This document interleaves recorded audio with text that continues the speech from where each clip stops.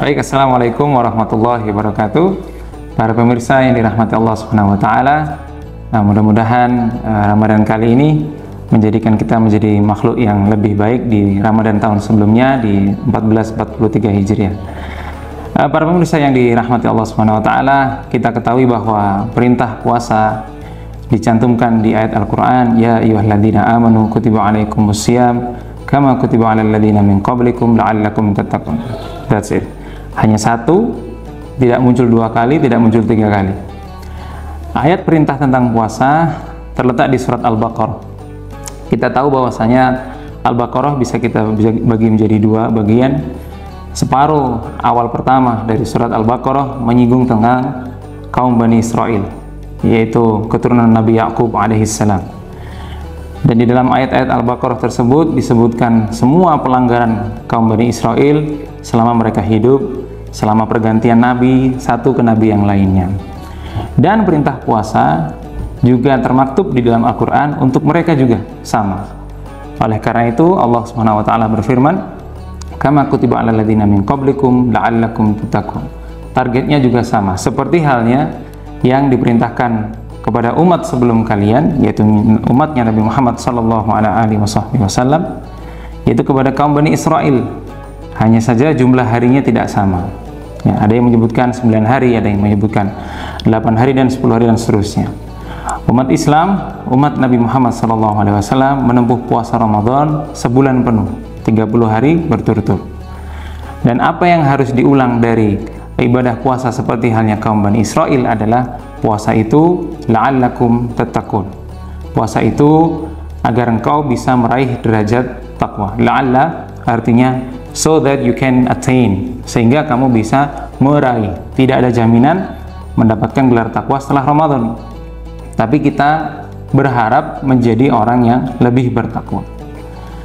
Para pemirsa yang dirahmati Allah Subhanahu wa taala, kaum Bani Israel dulunya melaksanakan puasa seperti halnya yang sudah disyariatkan dalam Taurat.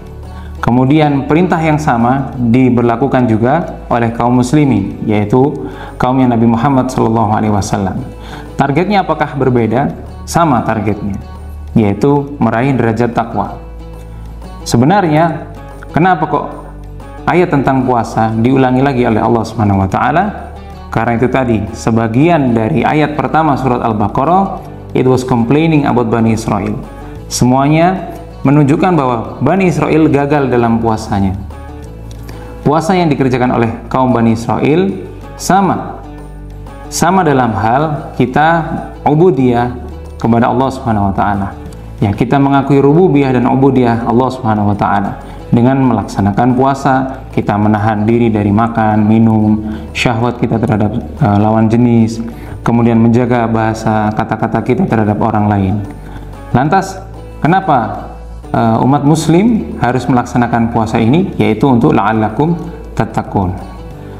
Para pemirsa yang dirahmati Allah Subhanahu wa taala, puasa tidak lain dan tidak bukan seperti halnya latihan. Seperti halnya orang-orang yang masuk ke akademi militer, kemudian dia ada camp untuk latihan, ya, dia latihan menembak, dia latihan untuk bisa menghindar dari peluru dan semacamnya. Nah, ketika camp latihan tentunya tidak ada musuh yang nyata.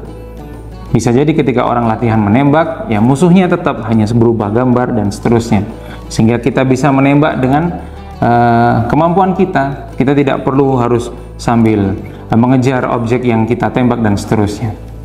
Nah, sama dengan puasa. Puasa Allah sudah berikan keringanan, di mana syaitan sudah dibelenggu di neraka, di mana kita ketika ingin bertikad baik, ingin beramal soleh, Allah beri kemudahan. Kenapa? Karena yang sudah Allah sebutkan, di bulan Ramadan syaitan dibelenggu dan kita diberikan kemudahan untuk melakukan amal soleh, yang dimana nanti di akhir bulan Ramadan mudah-mudahan kebiasaan-kebiasaan kita ini bermanfaat di 11 bulan selanjutnya. Seperti halnya orang yang latihan militer, sama seperti itu. Sehingga apa yang dikerjakan oleh orang-orang Bani Israel di masa lalu, seperti halnya saya ilustrasikan tadi, ketika ada orang latihan militer, katakan dia itu memanjat suatu gedung, dia untuk mencapai garis finish di sisi yang lain, dia tidak memanjat gendung tersebut, tidak memanjat tembok tersebut, melainkan dia memutari dinding tersebut agar sampai ke titik tujuannya. Sama dengan orang-orang yang curang dalam puasanya.